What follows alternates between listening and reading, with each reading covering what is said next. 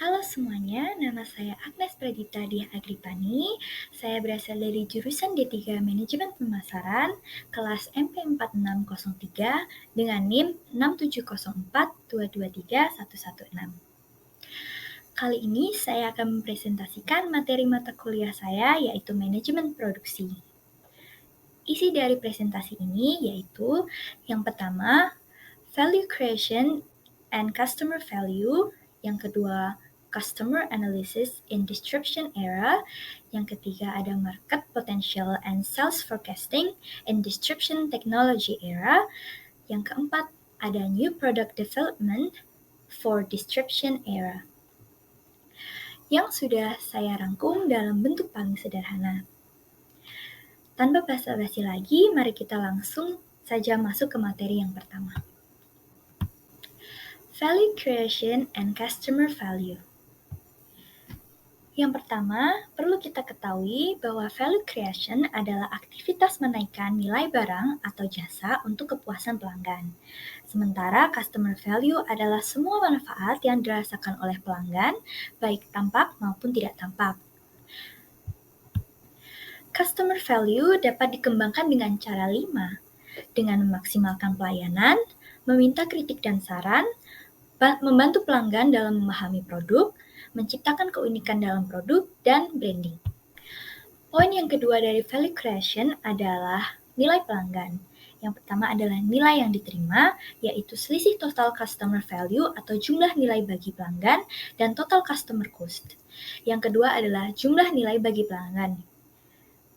Jumlah nilai bagi pelanggan yaitu kumpulan manfaat yang diharapkan diperoleh pelanggan dari produk atau jasa tertentu.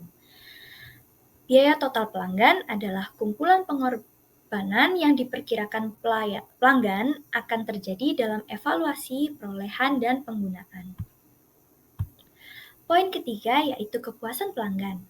Kepuasan yaitu merupakan perasaan senang atau kecewa seseorang yang asalnya dari kesan terhadap kinerja suatu produk dan harapannya, maupun kelekatan emosional terhadap merek, yang membentuk ikatan dengan pelanggan, menambah manfaat keuangan, menambah manfaat sosial, dan menambah ikatan struktural. Dalam materi value creation dan customer value, kita juga belajar membangun kesetiaan dalam pelanggan dengan cara mengaplikasikan pemasaran dasar, pemasaran efektif, pemasaran bertanggung jawab, pemasaran proaktif, dan pemasaran kemitraan. Materi yang kedua yang akan kita bahas adalah Customer Analysis in Distribution Era. Sebelumnya, kita harus mengerti dulu konsumen itu apa. Konsumen yaitu setiap orang yang mendapatkan barang atau jasa dan digunakan untuk tujuan tertentu. Perilaku dari pembelian konsumen adalah mengaku pada perilaku membeli barang atau jasa untuk kepentingan pribadi. Yang kedua, ada bertujuan untuk mengetahui bagaimana konsumen menanggapi upaya pemasaran perusahaan. Faktor pengaruh perilaku konsumen yaitu budaya, sosial, personal, psikologis, dan pembeli. Dalam Customer Analysis in Distribution Era, kita perlu tahu tentang apa itu dan bagaimana pelanggan yang potensial. Poin pertama yaitu adalah siapa yang menggunakan produk. Siapa yang dimaksud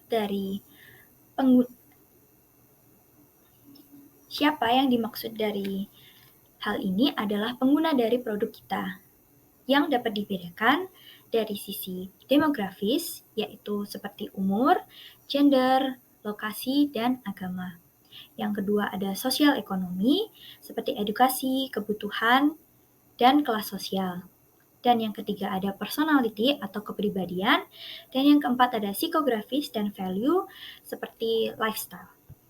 Poin kedua adalah apa yang dibeli dan cara penggunaannya. Yang perlu kita ketahui sebelumnya adalah people buy benefit, not the product. Yang artinya adalah seseorang atau pelanggan membeli manfaat, bukan produknya. Sementara itu, guna dari sebuah produk dapat dilihat dari seberapa sering penggunaannya dan besar manfaat yang diterima oleh pelanggan. Poin ketiga ada di mana dan kapan pembelian produk.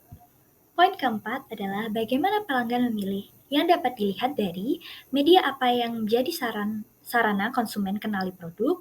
Yang ketiga ada persepsi iklan di setiap media. Dan yang ketiga ada keputusan yang digunakan dalam penyampaian informasi. Poin kelima adalah mengapa produk tersebut dipilih, yang dapat ditentukan dari segi ekonomi, fungsi, psikologis, dan nilai manfaat dari brand tersebut. Poin yang keenam adalah bagaimana mereka merespon marketing program, yang dilihat dari penilaian ahli, survei pelanggan, eksperimen, dan analisis data lampau. Poin yang terakhir adalah akankah membeli lagi?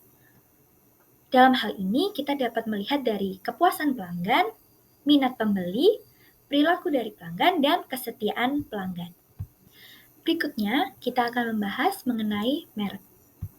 Perlu kita ketahui terlebih dahulu, pengertian merek berkaitan dengan lambang dari nama, istilah, gambar, logo, icon, desain, atau kombinasi. Semuanya yang dimaksud untuk mengidentifikasi, mendefinisikan, dan menyediakan suatu barang atau jasa. Bagaimana caranya mengukur ekuitas barang? Yaitu, pertama, kita dapat melihat dari brand awareness, perceived equality, brand loyalty, brand identity, dan brand association. Ada 4 teknik dalam mengetahui keinginan pelanggan, yaitu dengan cara survei, analisa data, focus group, analisis media marketing channel. Berikutnya, kita akan membahas mengenai pasar potensial dan peramalan penjualan, atau market potential and sales forecasting in distribution technology era. Apa sih forecasting dan potensial itu? Forecasting adalah jumlah total penjualan yang diharapkan dapat dicapai dalam berbagai kondisi waktu atau periode yang ditetapkan. Sementara, potensial adalah jumlah maksimal dari penjualan yang layak didapatkan pada waktu atau periode tertentu. Dalam menilai pasar potensial, terdapat 5 cara, yaitu dengan cara membuat keputusan masuk atau keluar. Yang kedua ada melihat sejauh mana produk dapat ditingkatkan. Yang ketiga ada membuat keputusan lokasi dan distribusi sumber daya lain. Yang keempat ada membuat tujuan dan evaluasi kinerja. Yang kelima ada masukan untuk peramal atau forecasting. Sumber informasi yang dapat kita lihat dalam menilai pasar potensial adalah dari pemerintah, asosiasi dagang, data pribadi perusahaan, analisis keuangan dan industri, internet, dan media populer. Metode penilaian dan fungsi peramal.